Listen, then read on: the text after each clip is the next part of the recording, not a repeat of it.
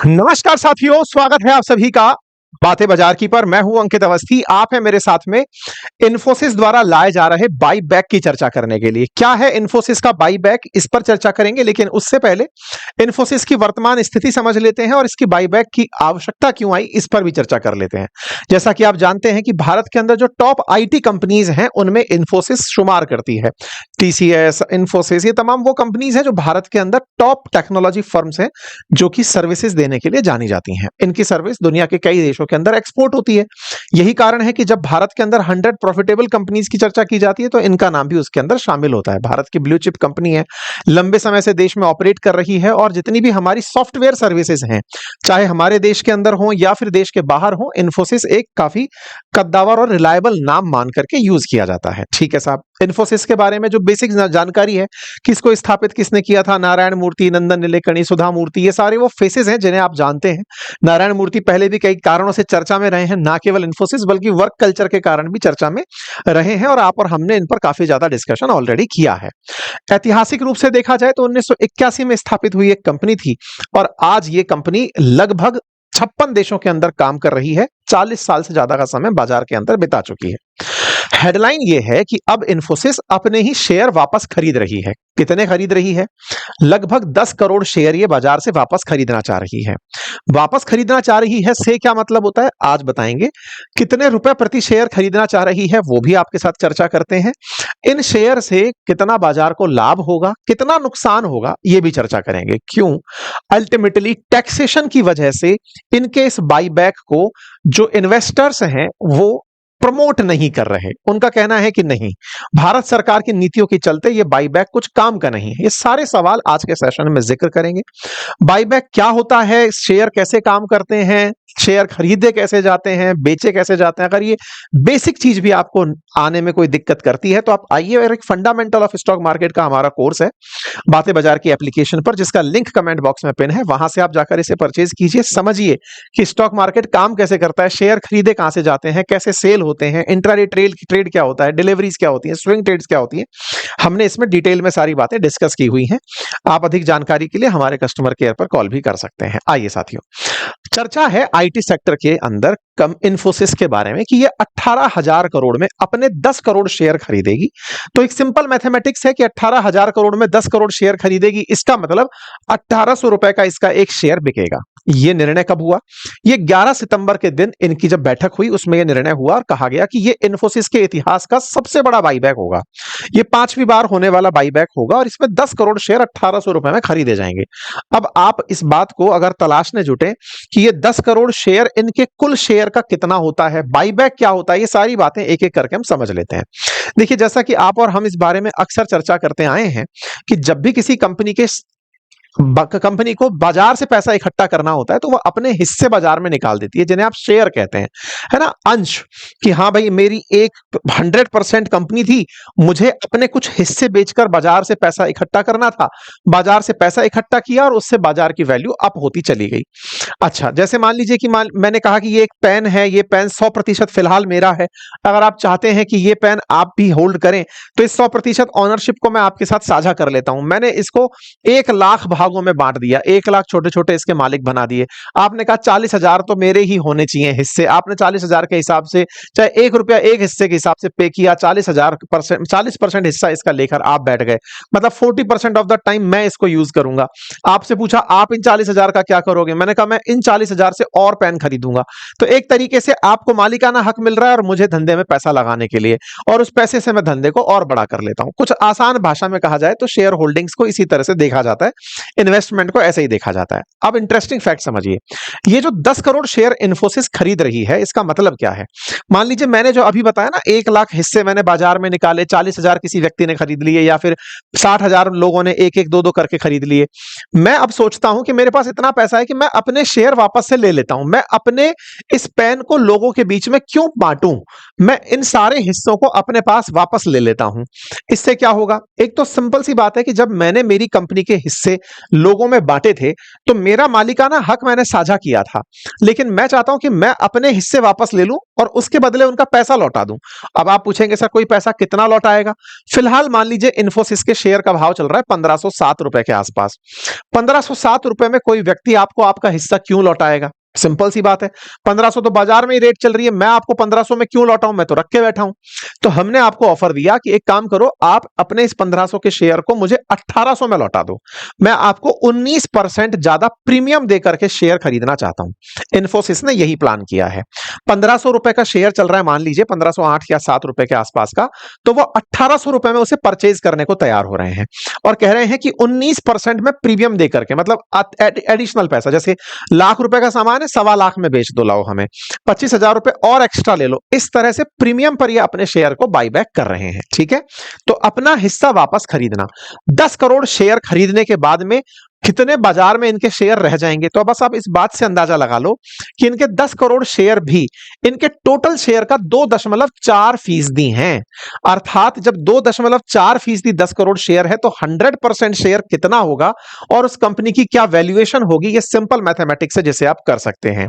इसका मतलब यह हुआ कि कंपनी को कुल मिलाकर 40 गुना शेयर, यानी कि 10 करोड़ गुना 40 करके चलो, तो उस 40 के हिसाब से 400 करोड़ के आसपास शेयर इनके बाजार में है। और 400 करोड़ के हिसाब से अगर 1800 के हिसाब से बात करो तो 72, यानी कि लगभग 7.5 लाख करोड़ से ऊपर का मामला इनकी कंपनी का बैठता है। ठीक है, तो कुछ इस प्रकार से आप शेयर कैलकुलेशन से कंपनी की वैल्यूएशन तक पहुंच सकते हैं, करंट वैल्यूएशन से। एनीवे, शेयर बायबैक की जब हम बात करते हैं तो इसका अर्थ क्या हुआ? जब कोई कंपनी अपने ही शेयरों को वापस खरीदे। अब ये अपने ही शेयर किन से खरीदे? तो देखिए, रिटेल इन्वेस्टर, हो सकता है आप में से भी कुछ लोगों ने इन्फोसिस के शेयर ले रखे हों, या फिर बड़े इन्वेस्टर्स, भारत के अंदर डोमेस्टिक इंस्टीट्यूशनल इन्वेस्टर्स या विदेशों के अंदर फॉरेन इंस्टीट्यूशनल इन्वेस्टर्स जिन्होंने इन्फोसिस के बड़े शेयर परचेज किए हुए हैं, या फिर भारत के अंदर भी बड़ी कंपनीज जिन्होंने इस पे इन्वेस्टमेंट किया हुआ है। आप किसी से भी शेयर वापस मांग सकते हैं। आप मांगेंगे इस तरह से नहीं कि ला मैं छीन लूंगा, आपने तो एक ऑफर लगा के छोड़ दिया कि भाई मैं 1800 रुपए में खरीदने को तैयार हूं, अगर आपको बेचना है तो बेच दो। अब आपके दिमाग में एक प्रश्न आएगा, सर कोई 1800 में बेचने के लिए तैयार क्यों होगा? ये तो बड़ा सवाल है। 1800 में बेचने के लिए तैयार क्यों होगा? तो इसके लिए मैं आपको 1 साल पीछे का बस डेटा बता देता हूं, दिखा बाद में दूंगा।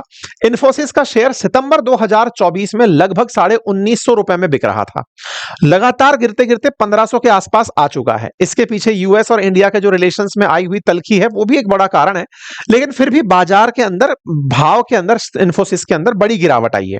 तो इन्फोसिस का जो बाजार गिरता हुआ आ रहा है, 2000 से 1500 तक का सफर आपने तय किया है, ऐसे में लोगों में यह विश्वास रहे कि इन्फोसिस खराब नहीं है या इन्फोसिस बचा हुआ है, तो कंपनी अपने शेयर होल्डर्स में यह विश्वास बहाली के लिए कि 1800 में तो आप मुझे आज दे दो माल। जैसे कई बार ऐसा नहीं होता है, कुछ प्लॉट वाले लोग प्लॉट काट देते हैं और प्लॉट काट के कहते हैं कि सर प्लॉट बिक नहीं रहे, बाजार में प्लॉट की कीमत कम हो रही है।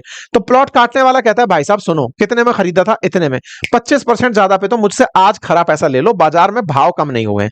इससे क्या होता है? विश्वास बहाली होती है, लोग रोकने लगते हैं फिर कि अरे जब भाई साहब ये खुद ही जिसने प्लॉट काटे थे वो 25% ज्यादा में खरीदने को तैयार है, इसका मतलब बाजार के अंदर अभी दम तो है। तो इससे क्या है कि जो इन्वेस्टर है ना, वो विश्वास करके बाजार में टिका रहता है, अर्थात शेयर की वैल्यू बढ़ने लगती है ना। और साथ ही साथ जो कंपनी है जिसके पास में एक्सेस में कैश पड़ा हुआ है, मान लीजिए कि मैंने कोई कॉलोनी काटी और मेरे पास कोई भाई साहब आए कि भाई साहब मेरा तो प्लॉट बिक ही नहीं रहा, अरे बोले भाई साहब ये पकड़ो एक्स्ट्रा पैसे, आप जाओ मस्त रहो। इससे क्या हुआ? और लोगों में विश्वास हो गया कि अरे यार 25% तो ज्यादा रखे रखे मिल गए, तो अब तो अपन जब चाहेंगे 25% ज्यादा पर बेच देंगे। वहीं दूसरी तरफ मैं अपनी बात करूं, मेरे पास में सरप्लस अमाउंट था कि यार पैसा है मेरे पास, इसको इन्वेस्ट करना है, तो मैंने इसको इन्वेस्ट करके ओवरऑल कॉलोनी का भाव बढ़ा दिया। तो एक तरीके से अपने मुनाफे से मैंने कंपनी का भाव बढ़ा लिया, साथ ही साथ में कम शेयर पर ज्यादा वैल्यू अपन ने निकाल ली। इससे क्या है? निवेशकों के अंदर एक विश्वास पैदा हो जाता है। तो जब भी बाईबैक कोई कंपनी करती है तो वो इन्वेस्टर्स में विश्वास बहाली का ज्यादा प्रयास होता है, अपने कैश को खपाने का दूसरा बड़ा प्रयास होता है, और अल्टीमेटली बाजार में अपने शेयर की प्राइसेस को स्टेबलाइज करना, ताकि लोगों को लगे कि हां भाई शेयर में आज भी दम है। ये तरीके कंपनी के द्वारा अपनाए जाते हैं। जनरली शेयर बाईबैक करने के 2 बड़े तरीके होते हैं, या तो टेंडर ऑफर से या ओपन मार्केट से। ओपन मार्केट से मतलब कि गए और ट्रेडिंग के अंदर जहां से बाई शेयर खरीदे बेचे जा रहे हैं वहीं से खरीद लिए। टेंडर के अंदर क्या करते हैं, आप एक फिक्स प्राइस अनाउंस कर देते हैं, जैसे अभी आपने कर दिया कि 1800 रुपए प्रति शेयर में खरीदेंगे। वहीं अगर मैं ओपन मार्केट में करता तो मैं प्राइस को लेकर फ्लेक्सिबल होता कि भाई 1500 रुपए में शेयर है, अब मैं इसको खरीदना शुरू करूंगा, 1500 में भी खरीदूंगा और मेरे खरीदने से बाजार भाव बढ़ता चला गया तो मैं तो 10 करोड़ तक शेयर खरीदूंगा, चाहे फिर वो मुझे 2000 रुपए में मिले। तो फ्लेक्सिबिलिटी इन प्राइस होती है ओपन मार्केट में। इन्फोसिस अब तक 3 बार ओपन मार्केट में शेयर परचेज कर चुकी है। इससे में आप कुछ लोग ये कह सकते हैं सर इससे तो शेयर की कीमतों को बढ़ाने का प्रयास किया जा रहा है, मतलब ये लोग तो सर बुल वाला काम करने लगे हुए हैं कि बाजार को चढ़ाने का प्रयास कर रहे हैं। ये अलाउड है और ये किसी भी कंपनी के लिए अलाउड है कि वो बाजार से अपना माल वापस खरीद सकती है कि भाई मेरे को वापस खरीदना है। अब ये काम अक्सर कंपनियां तब करती हैं जब उन्हें सेंटिमेंट पॉजिटिव बाजार के अंदर लाने होते हैं। तो ये इन्फोसिस 5वीं बार कर रही है और इस बार ये टेंडर वाले पे कर रही है। पहले से प्रीमियम अनाउंस किया हुआ है कि इतने % पर लेंगे। इसके लिए प्रॉपर फिर बोर्ड अप्रूवल लगता है, अनाउंसमेंट्स कंपनी को करने होते हैं, प्रक्रिया तय करनी होती है, सारे की सारी रिपोर्टिंग एंड ऑल सारे प्रोसेस से गुजर कर करना होता है। अर्थात 10 करोड़ शेयर बेच खरीद करके इन्फोसिस अपने 2.4% हिस्से को वापस पाएगा और ये 2022 के बाद में अब किया जा रहा है, 1993 के बाद में 5वीं बार किया जा रहा है। केवल यही कंपनी ऐसा नहीं कर रही है, टीसीएस भी ऐसा कर चुकी है 2022 के अंदर, वो भी 18,000 करोड़ का बाईबैक कर चुकी है। टीसीएस ने भी ऐसे ही पहले 2017, 18, 20, 22 में अपनी तरफ से बाईबैक किया था। कुल मिलाकर के बाजार से कंपनी अपने शेयर को खरीदकर अपने कैश को खपाने, बाजार के सेंटिमेंट को पॉजिटिव करने के लिए यह प्रयास करती है। ऐसा करके इन्फोसिस अपने पास में जो कैश रखा हुआ है, 45,000 करोड़ का कैश रखा हुआ है, उस कैश को ये पूरी तरह से अब खपा देंगे। तो कैश है तो उसका यूज हो जाएगा। इससे क्या फायदा होगा, कंपनी जब अपने शेयर को वापस खरीदेगी कहेगी साहब हमारा तो पैसा चला गया, हमने तो कैपिटल गेन में लगा, हमने तो कुछ कैपिटल इन्वेस्टमेंट में पैसा खर्च कर दिया, हमने तो अपनी तरफ से कंपनी को बड़ा बनाने में पैसा खर्च कर दिया, टैक्स किस बात पर दें, वो तो हमारे एक्सपेंडिचर का हिस्सा हो गया। तो जो ये पैसा है ना, ये जिनके पास गया, भाई अब 18,000 करोड़ रुपए अगर बटेंगे तो शेयर धारकों के पास जाएंगे। अर्थात एक प्रकार से यह हुआ कि ये सब उन लोगों के पास पैसा जाएगा जिस पैसे से आप लोग अपने शेयर को परचेज कर सकते हैं, मतलब शेयर को बेचकर जो पैसा कमाएंगे। तो जिनके पास ये पैसा पहुंचेगा वो सब लोग इस टैक्स की लायबिलिटी में घुस जाएंगे कि हमारा भाई कैपिटल गेन हो गया, इससे हमको इसके साथ में लाभ होगा, नुकसान होगा, ये सारी बातें इसके साथ जुड़ने लगेंगी। ठीक है ना। तो इन्फोसिस को इस बाईबैक से करीब 18,000 करोड़ रुपए का मतलब जो खर्चा होगा वो किसी के पास तो लाभ के रूप में रिकॉर्ड होगा, इससे रिटेल निवेशक के पास में इसका धन पहुंचेगा। ठीक है। तो रिटेल निवेशक जो है वो इस पैसे से मतलब एक तरीके से समझकर चलिए कि रिटेल निवेशक इससे पैसा प्राप्त करे। मैं एक इसमें आंकड़ा और दिखाना चाह रहा था आपको। यहां पर ना जब टेंडर ऑफर आप निकाल कर लाते हैं तो टेंडर ऑफर के अंदर आप साइज फिक्स करते हैं कि हम रिटेल इन्वेस्टर से कितना खरीदेंगे।